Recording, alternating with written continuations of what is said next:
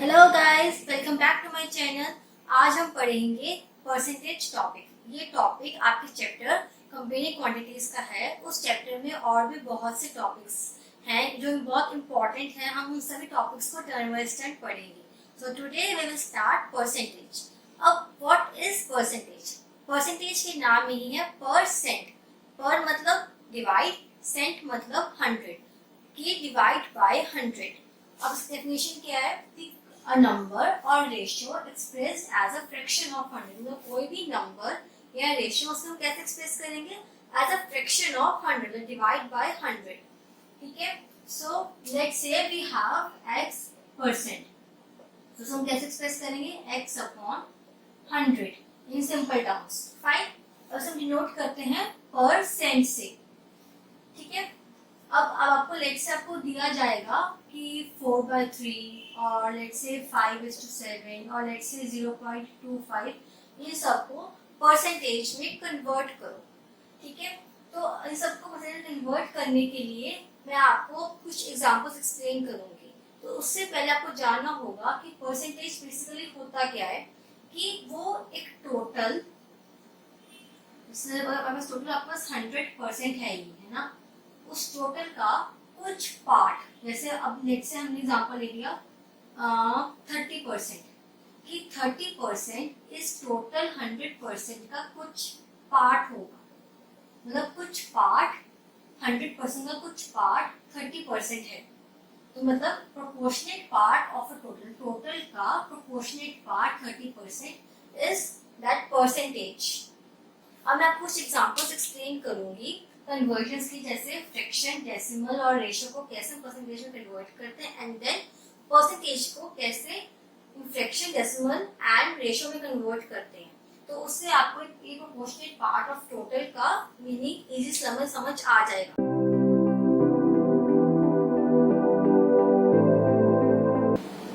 मैं इस चैप्टर का बहुत बेसिक से लेके कॉम्प्लेक्स लेवल तक हर टाइप के क्वेश्चन एक्सप्लेन करूंगी। सो इस वीडियो को लास्ट तक जरूर देखना ताकि आप हर टाइप का क्वेश्चन आराम से सॉल्व कर सकें। तो सबसे पहले हम स्टार्ट करते हैं कन्वर्जन से, कि कैसे हम फ्रैक्शंस, डेसिमल एंड रेशियो को परसेंटेज में कन्वर्ट करते हैं। So our first question is कि हमें convert the following to percentage. जैसे हमें 9/25 जो हमारे पास फ्रैक्शन में है, हमें इस फ्रैक्शन को परसेंटेज में कन्वर्ट करना है। सो ऑलवेज रिमेंबर कि आपको जब भी कोई फ्रैक्शन, ये डेसिमल है, ये रेशियो है या कोई नंबर, आपको किसी भी फॉर्म को परसेंटेज में कन्वर्ट करना है तो आपको उसके लिए 100 से मल्टीप्लाई करना होगा। सो हम फ्रैक्शन को परसेंटेज में कन्वर्ट करने के लिए 100 से मल्टीप्लाई करेंगे। यहाँ पे हम डेसिमल को भी कन्वर्ट करने के लिए 100 से मल्टीप्लाई करेंगे एंड रेशियो को भी कन्वर्ट करने के लिए 100 से मल्टीप्लाई करेंगे। क्लियर? हमको फर्दर हम सॉल्व करेंगे। सो वी गेट 25 को एंड 36%। ठीक है, इसको सॉल्व करेंगे। सो 40/100 into 100 cancel and we get 14%. Now 11/6 into 100 we get 350, 550 by 3 which is I guess 1833/1%, or we can also write it like this percent. So that means आपको अगर किसी को भी कन्वर्ट करना है परसेंटेज में तो आपको सिंपली 100 से मल्टीप्लाई करना है एंड आपकी वो फॉर्म परसेंटेज में कन्वर्ट हो जाएगी। अब जैसे हमको बताया था कि proportionate part of a total, कि percentage is proportionate part of a total, तो क्या मतलब हुआ कि आपके पास ये 100% का एक कंटेनर था, तो उसका 9/25 जो नंबर है वो कितने परसेंट था इस कंटेनर के? वो कितना है? वो 36% है इस कंटेनर का। मतलब इस कंटेनर का 36% किसके इक्वल है? 9/25 के। समझ में आया? तो वैसे ही अब इस कंटेनर का 0.4 कितने परसेंट के इक्वल है? 40% के। मतलब जो ये हमारे पास ये वैल्यूज दी हुई हैं, ये वैल्यूज 100% के टोटल कितने परसेंटेज के इक्वल है? हम वो होते हैं प्रोपोर्शनल पार्ट ऑफ टोटल, की टोटल का कितना पार्ट है ये वैल्यू कि टोटल जो 100% है उसका कितना पार्ट है, ये 14%, वो है आपका 0.14। तो ये चीज को मैं आपको जो स्टेटमेंट लेवल क्वेश्चंस होंगे उसमें और अच्छे से समझ आ जाएगी। अब आपको इस तरह के क्वेश्चंस भी आ सकते हैं कि आप परसेंटेज को अलग अलग फॉर्म्स में कन्वर्ट करो, यानी कि फ्रैक्शन, डेसिमल और रेशो में कन्वर्ट करो। सो आइए देखते हैं। अब जैसे 48% को हमें फ्रैक्शन कन्वर्ट करना है, यहाँ पे 125% को हमें डेसिमल में कन्वर्ट करना है और 75% को हमने रेशो में कन्वर्ट करना है।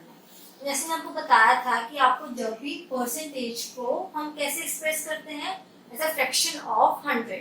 सो हम कैसे लिखेंगे इसको, 48/100। फाइन।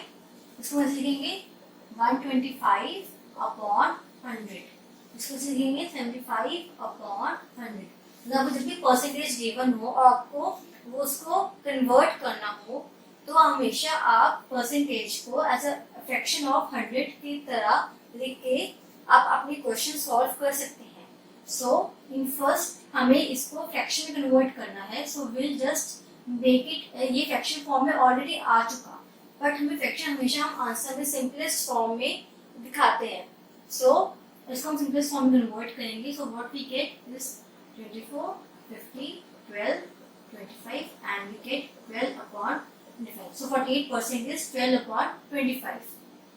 अब 125% को डेसिमल में कन्वर्ट करना है।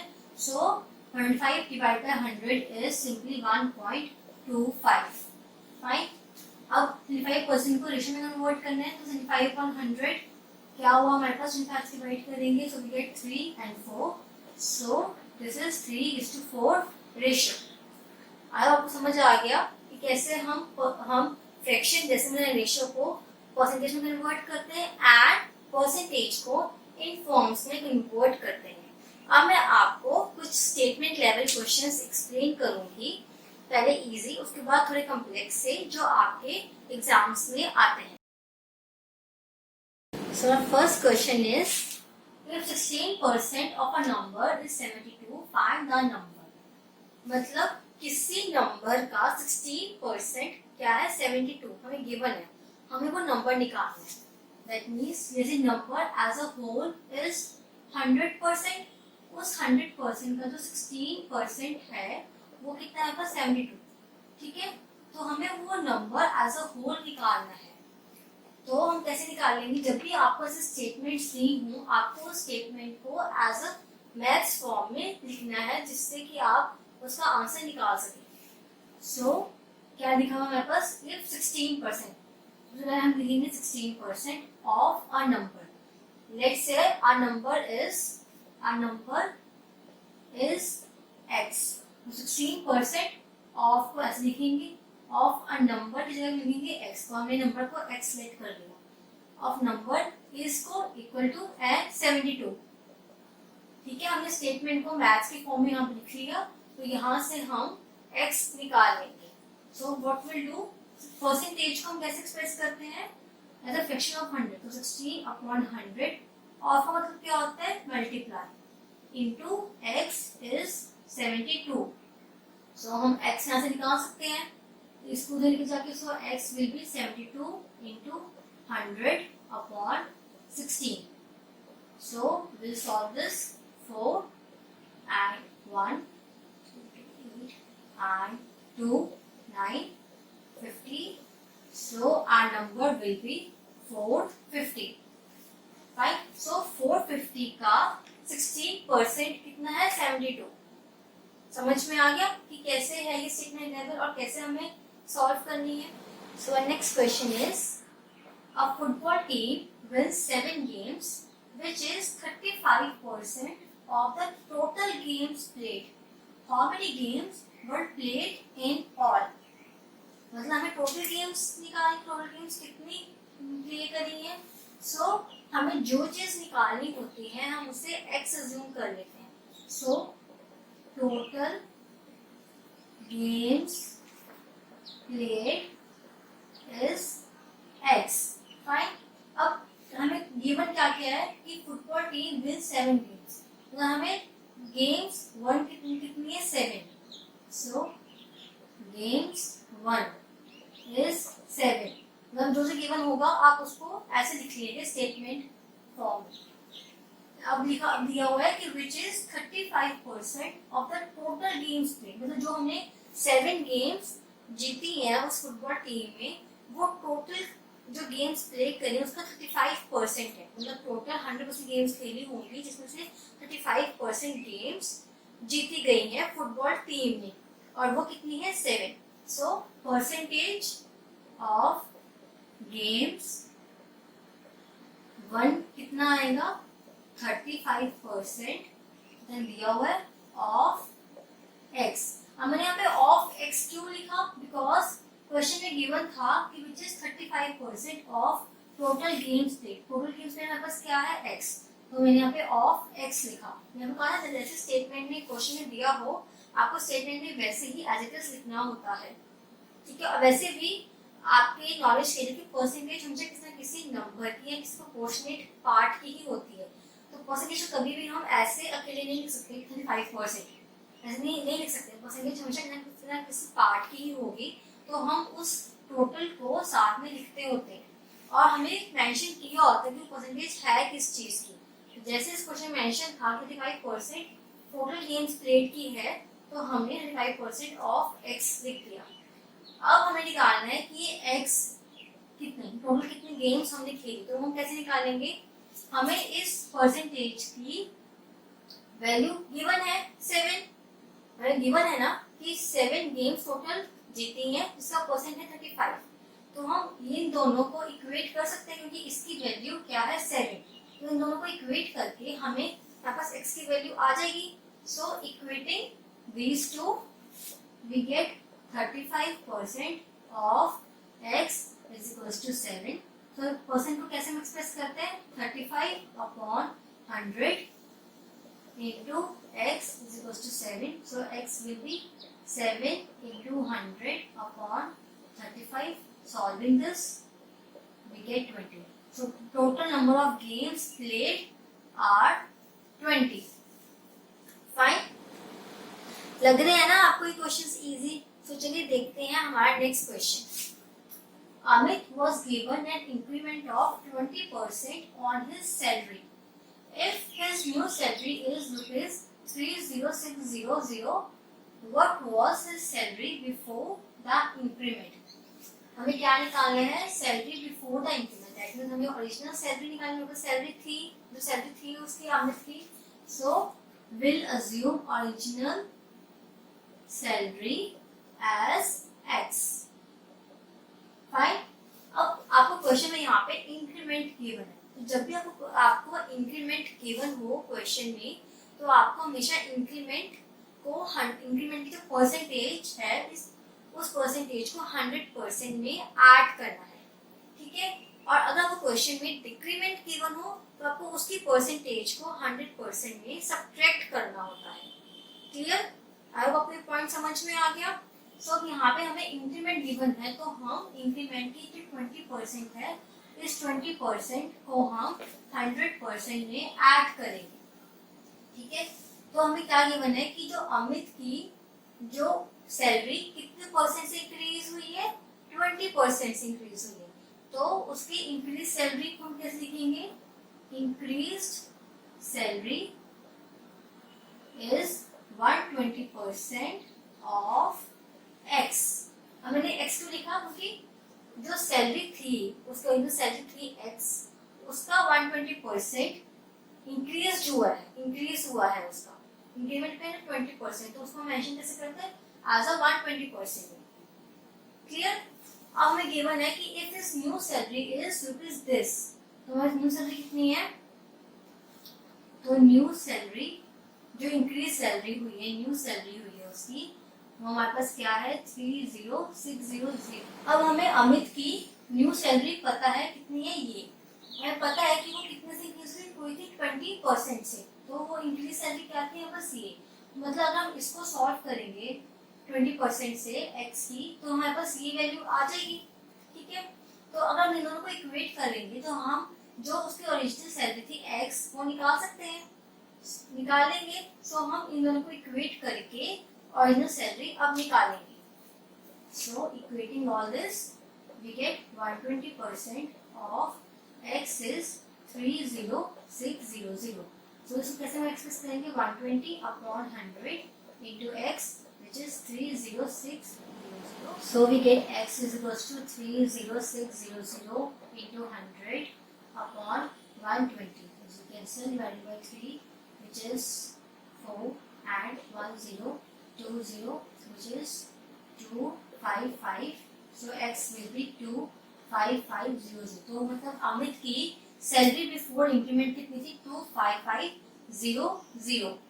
तो आई होप आपको समझ में आ गया कि कैसे हम इन दोनों को इक्वेट करते हैं, इक्वेशंस को इक्वेट करते हैं एंड हम वैल्यू निकालते हैं इस नंबर की. So let's move forward to our next question. The value of machine depreciates every year by 20%. If the present value of machine be rupees 16,100, what was his value last year? So last year value जो भी निकालनी है, we assume that value be x. So last year value is x. अब मैं आपको बताया था कि आपको क्वेश्चन में डेप्रिशिएट, डिक्रीमेंट या डिक्रीज गिवन हो तो आपको उसकी परसेंटेज को 100 से माइनस करना है. तो हमारे पास डेप्रिशिएट गिवन है और उसकी परसेंटेज गिवन है, तो हम इस परसेंटेज को 100% से माइनस करेंगे. सो हमारी डिक्रीज्ड वैल्यू मशीन की क्या होगी? 80% of x. So decreased value be 80% of x. मैंने यहाँ पे x क्यों लिखा? बिकॉज यहाँ पे लिखा हुआ है क्वेश्चन में जो वैल्यू है मशीन की वो हर साल 20% डेप्रिशिएट हो जाएगा, डिक्रीज हो जाती है.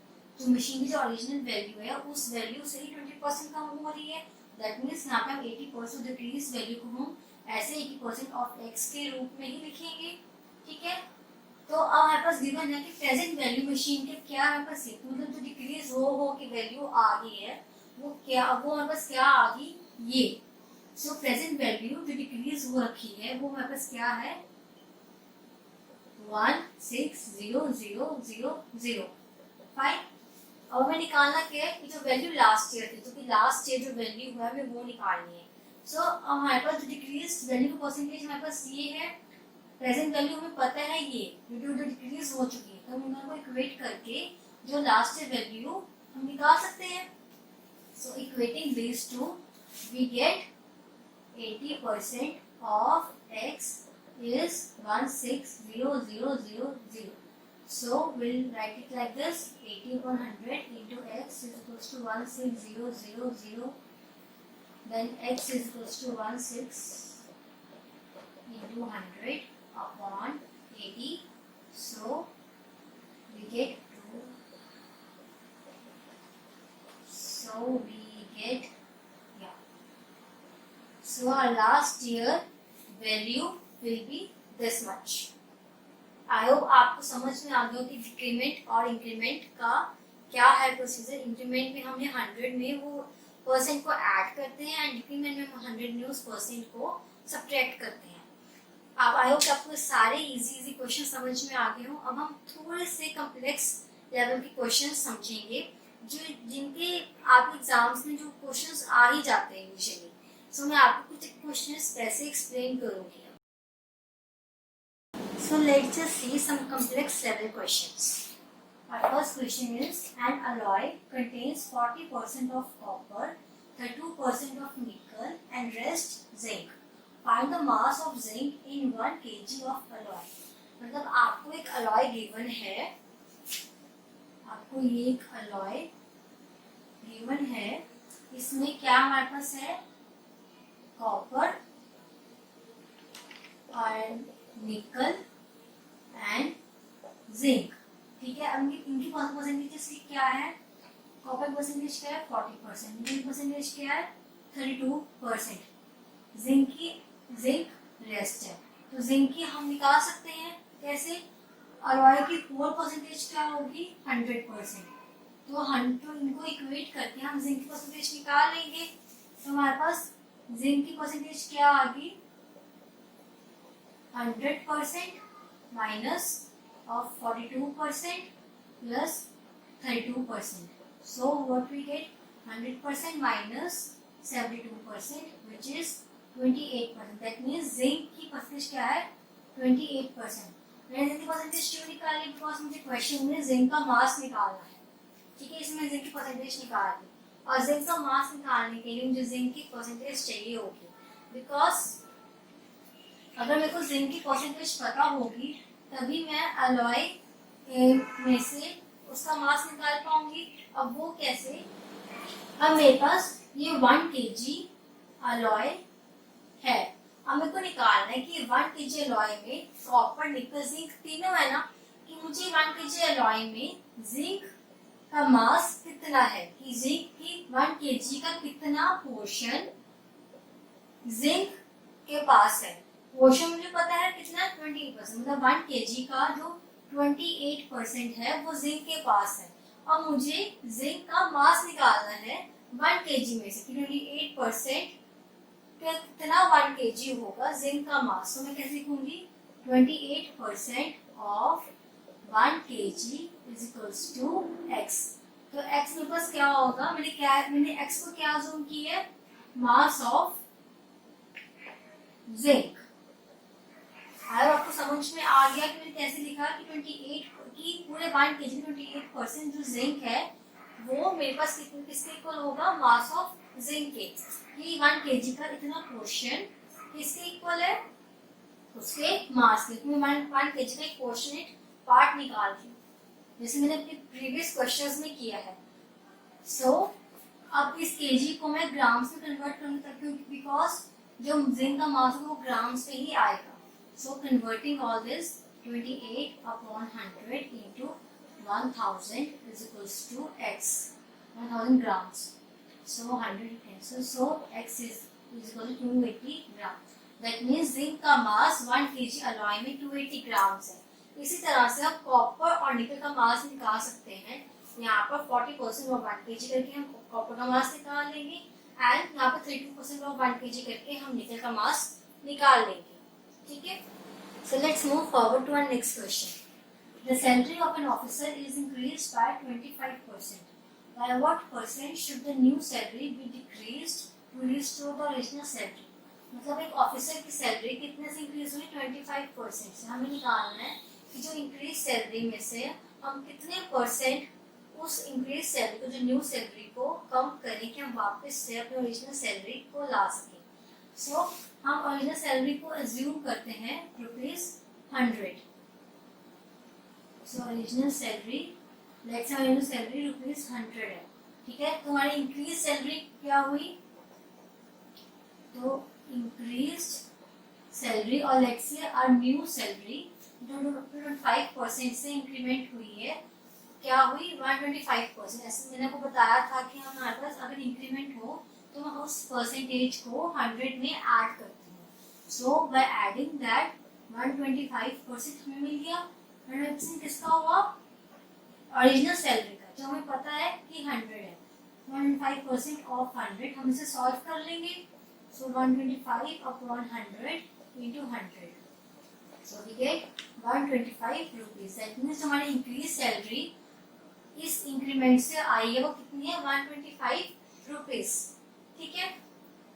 तो अब हमें निकालना है कि कितने परसेंट हम इस सैलरी में डिक्रीज करें. इस सैलरी को हम कितने परसेंट डिक्रीज करें कि हम वापस से इसको 100 बना सकें. समझ में आया कि हम 125 में से कितना परसेंट कम करें कि वापस से 125 हमारी 100 बन जाए.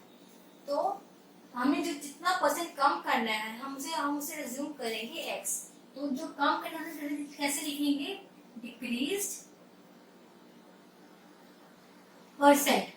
सो डिक्रीज परसेंट हमारे क्या होगा? x% ऑफ 125, क्योंकि हम 125 में से ही वो परसेंट को कम करेंगे. बस डिक्रीज परसेंट हमारे पास x% 125 आ गया. अब हमें वापस से ओरिजिनल सैलरी लाने के लिए वो स्टेटमेंट कैसे लिखेंगे कि जो हमारे पास इंक्रीज सैलरी और हमारे पास जो न्यू सैलरी है उसको लिखेंगे, उसमें से माइनस करेंगे डिक्रीज अमाउंट को जो कि x% ऑफ 125 है, ये किसके इक्वल होगी 100 के। आई होप आपको समझ में आया है कि मैंने आपको क्या बताया कि आपको 125 में से कितना परसेंट कम करना है कि वापस से 100 आ जाए। 125 में से कितना परसेंट कम करना है कि वापस से 100 आ जाए। आया समझ? तो परसेंट को कम करने के लिए मैंने लिखा 125 माइनस वो परसेंट किसका होगा 125 का, किसके इक्वल होगा 100 के। तो इस इक्वेशन को सॉल्व करने के बाद मेरे पास वो परसेंट की वैल्यू आ जाएगी। सो देखते हैं क्या वैल्यू होती है परसेंट की। So 125 common, 1 minus x upon 100 is equals to 100। मैंने परसेंट को उसके फ्रैक्शन में कन्वर्ट कर लिया। सो solving this I get upon 125 which is 4 and 5. So 1 minus x upon 100 is equals to 4 by 5. So x upon 100 will be 1 minus 4 by 5 which is 1 upon 5. So x मेरे पास क्या आ गया 1 upon 5 into 100 which is 20%. That means हम 125 में से 20% कम करेंगे तो हमें 100 मिल जाएगा। So let's move forward to our last question. Divide rupees 7,000 among A, B and C such that A gets 50% of what B gets and B gets 50% of what C gets. यानी कि हमें 7,000 को A, B और C तीनों में divide करना है, ठीक है। अब हमें इसकी कंडीशंस गिवन है, so will look at this. सबसे पहले हम लिखेंगे 7,000 is equals to A plus B plus C। हम दोनों में डिवाइड करना है, तो हमने इस तरह से हम लिख सकते हैं इसको, ठीक है। सो अब हमें जो कंडीशंस गिवन है हम वो लिखेंगे। हमें क्या गिवन है कि A gets 50% of what B gets। So A is equals to 50% of B। Fine, जो B की जो अमाउंट होगी उसका 50% A को मिलेगा और B gets 50% of what C gets. So B is equals to 50% of C. Fine. इसको हम सॉल्व कर ले। So 50% ऐसे सकते हैं हम into C. So which is 2. So that means B is equals to C by 2. अब हम B की वैल्यू इसमें पुट कर देंगे, हमें बस A की वैल्यू भी आ जाएगी। So what we get 50 upon 100 into C by 2, so which is C by 4। अब हमने A और B की वैल्यू C की टर्म्स में निकाल ली है, तो अब हम इन दोनों वैल्यूज को इस इक्वेशन में पुट कर देंगे, जिससे हम सबकी वैल्यूज निकाल लेंगे कि A, B और C इनको कितना शेयर है, निकल जाएगा। So putting value of A and B in this equation, we get 7,000 is equals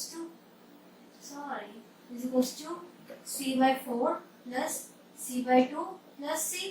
A, B, C की वैल्यू, तो we get 7,000 is equals to C 1 by 4 plus 1 by 2 plus 1 which is C is equals to 4, 1 plus 2 plus 4 which is C 6 and 7 by 4, so which is 7,000। तो हमारे पास C की value क्या आ गई 7,000 into 4 upon 7। यहाँ से इसको solve करेंगे further, तो C का शेयर क्या हुआ 4,000, मतलब 7,000 जो टोटल अमाउंट है उसमें से C का शेयर 4,000 है। तो हम यहाँ से B और A का शेयर निकाल लेंगे। अब B इसके इक्वल है C by 2 के, तो B का शेयर क्या हुआ हमारे पास, C का क्या है 4,000 by 2, तो B का हमारे पास क्या हुआ 2,000। फाइन, और A हमारे पास क्या है C by 4 के इक्वल, तो हमारे पास A का शेयर क्या हुआ 4,000 by 4, तो हमारे पास A का शेयर क्या है 1,000। मतलब जो 7,000 में से A का शेयर 1,000 है, B का शेयर 2,000 है, C का शेयर 4,000 है। मतलब ये क्वेश्चन बहुत ही लंबा हो सकता था एज अ प्रॉब्लम स्टेटमेंट के अकॉर्डिंग, बट मैंने आपको इसका शॉर्ट वे बताया कि शॉर्ट में ऐसे क्वेश्चंस को कैसे सॉल्व करते हैं, ठीक है। आई होप कि आपको सभी क्वेश्चंस, ये सारा कंसेप्ट परसेंटेज का सारा समझ में आ गया। इसकी इजी क्वेश्चंस भी और डिफिकल्ट क्वेश्चन सब समझ में आ गए हैं। अगर आपको कोई भी डाउट है इन क्वेश्चंस में तो आप मुझे कमेंट सेक्शन में लिख सकते हैं। और अगर आप चाहते हैं कि मैं इस टॉपिक के बेस पे और क्वेश्चंस एक्सप्लेन करूँ या फिर किसी और टाइप के क्वेश्चन एक्सप्लेन करूँ इस थोड़ा एडवांस लेवल के या मल्टीपल चॉइस क्वेश्चंस, तो आप मुझे कमेंट सेक्शन में लिख सकते हैं। सो मेरी इस वीडियोस को ज़्यादा से ज़्यादा शेयर कीजिए एंड अगर आपको मेरी वीडियोस पसंद आ रही है so do like share and subscribe to my channel. Thank you so much.